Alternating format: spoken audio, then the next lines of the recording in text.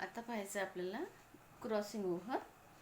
Crossing ओव्हरची ही जी प्रोसेस आहे याच्यामध्ये रिकॉम्बिनेशन ऑफ द जीन्स होतं by exchanging the corresponding segments between the non sister chromatids of homologous chromosome. Sister chromatids म्हणजे काय, एकाच क्रोमोझोमचे जे दोन हाफ पार्ट असतात त्याला आपण सिस्टर क्रोमॅटिड्स म्हणतो. तर दुसरा क्रोमोझोमचा क्रोमॅटिड्स आणि फर्स्ट क्रोमोझोमचा क्रोमॅटिड्स याला नॉन सिस्टर क्रोमॅटिड्स असं म्हटलं जातं. ठीक आहे.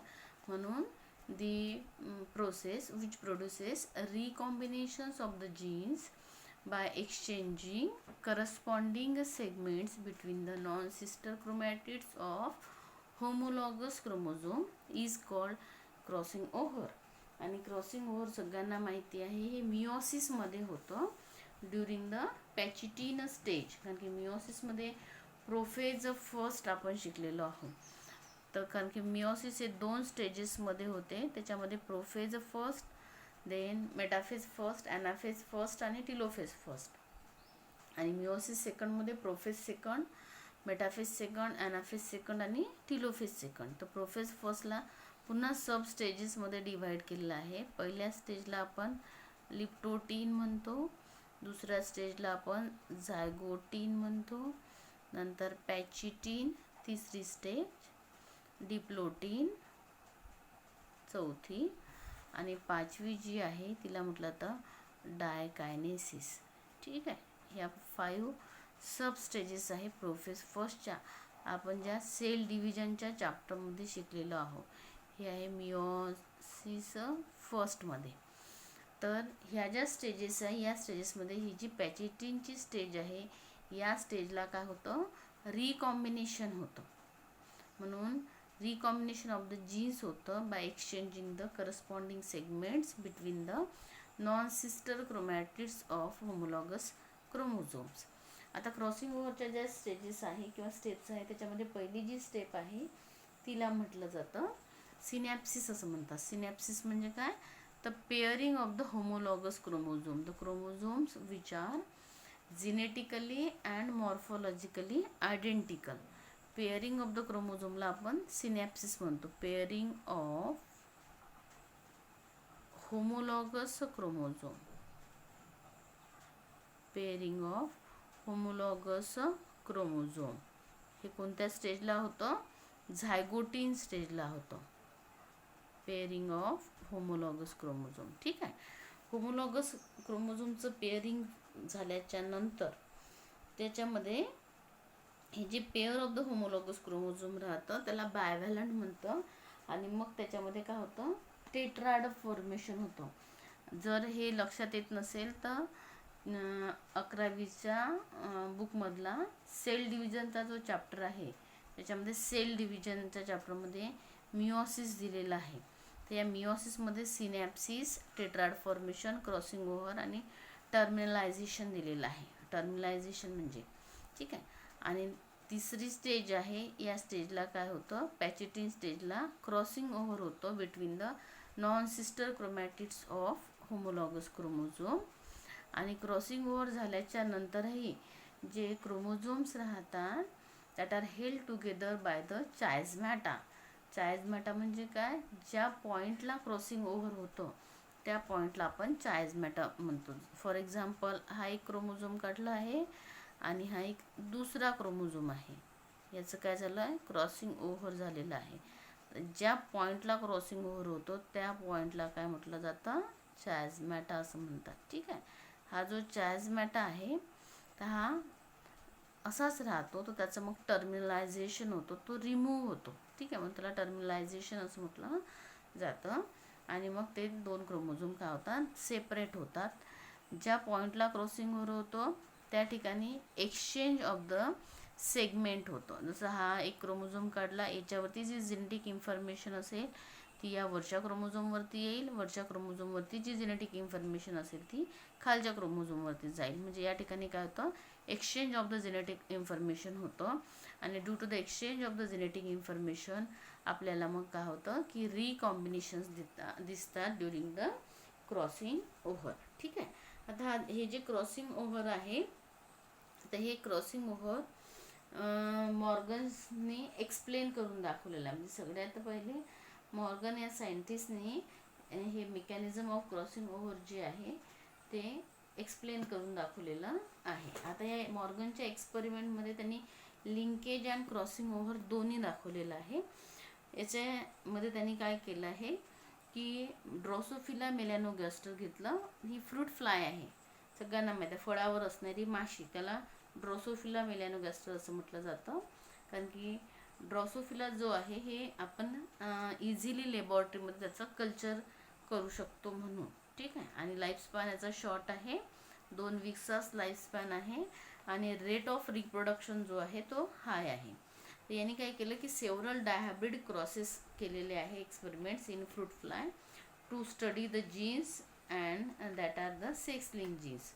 आणि हे जे क्रॉसेस आहे that are similar to the dihybrid crosses of Mendel which are carried out by the Mendel in garden pea plant.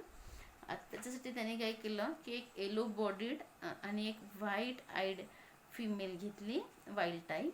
आणि याचा जो क्रॉस आहे तो क्रॉस केलेला आहे त्यांनी brown bodied then red eyed male सोबत. आणि मग ही जी F1 जनरेशन आले, या F1 जनरेशनमध्ये त्याला पॅरेंटल टाईप जो आला आहे तो सगळ्यात जास्त आलेला आहे, ठीक आहे. आणि रिकॉम्बिनंट टाईप हा कमी आलेला आहे पहिल्या क्रॉसमध्ये. नंतर दुसरा जो क्रॉस केला त्या दुसऱ्या क्रॉसमध्ये त्याला पॅरेंटल टाईप हा जास्त आला आहे. आणि रिकॉम्बिनंट जो टाईप आहे तो त्या ठिकाणी काय आलेला आहे, कमी आला आहे. म्हणजे त्यांनी मग इंटर क्रॉस केला F1 जनरेशनचा, ठीक आहे. आणि हा जो रेशो आला आहे तो आहे 9:3:3:1 रेशो या ठिकाणी आलेला आहे. म्हणजे मॉर्गनचा जो एक्सपेरिमेंट आहे तो एक्सपेरिमेंट त्यांनी कशासाठी केला आहे, for the linkage and the crossing over. Linkage and crossing ओव्हरसाठी केलेला एक्सपेरिमेंट आहे. Morgan's experiment showing linkage and crossing over. Morgan's experiment, Morgan's experiment. या मॉर्गन्सच्या एक्सपेरिमेंटमध्ये एक घेतलं त्यांनी येलो बॉडीड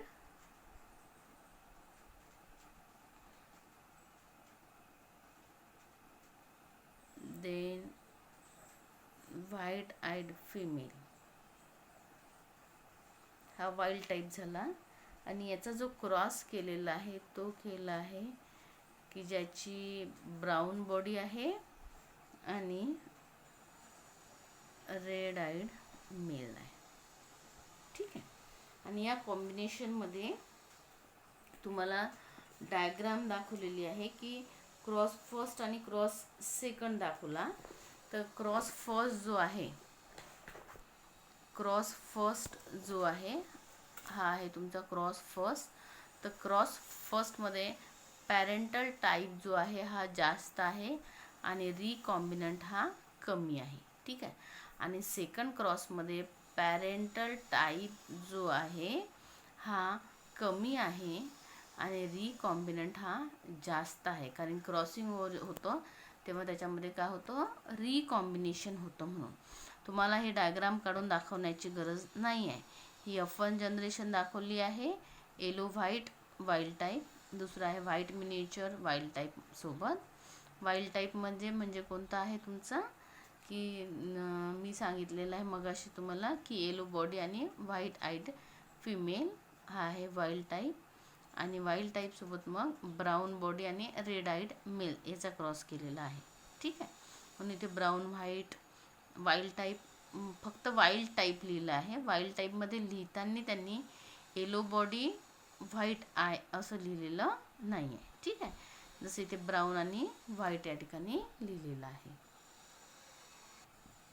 आता याचे आपण ऑब्झर्वेशन्स पाहू. पहिलं ऑब्झर्वेशन होतं त्याचं की 2 genes did not segregate independently to each other and F2 ratio deviated very significantly from 9:3:3:1, ठीक आहे. म्हणजे या ठिकाणी दोन्ही जीन्सचं सेग्रिगेशन होतं नाही. म्हणजे 2 जीन्स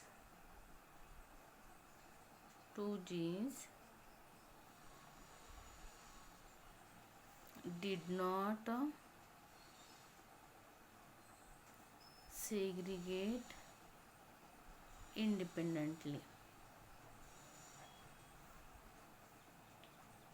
of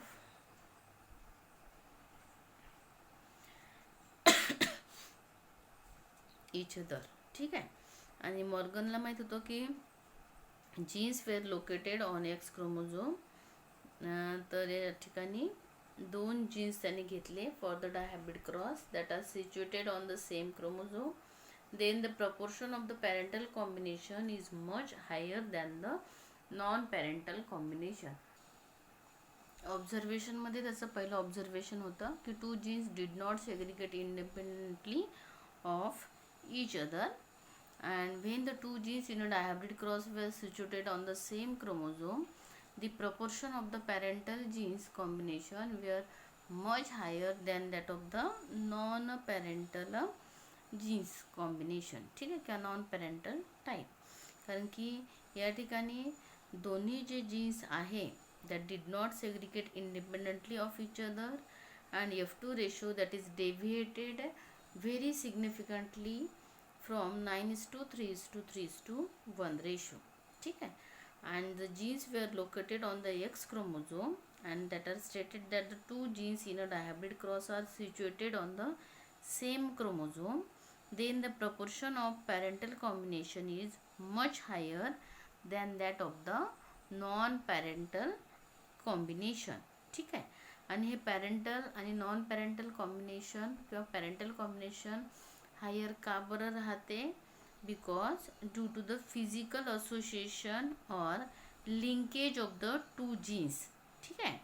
कारण की हे जे लिंकेज राहते, ज्या लिंकेजमध्ये काही जे जीन्स राहतात तर that are very tightly link किंवा ते स्ट्रॉंगली लिंक राहतात. So they show the very few combination, recombination. जसं 1.3% एवढंच रिकॉम्बिनेशन ते दाखवतात.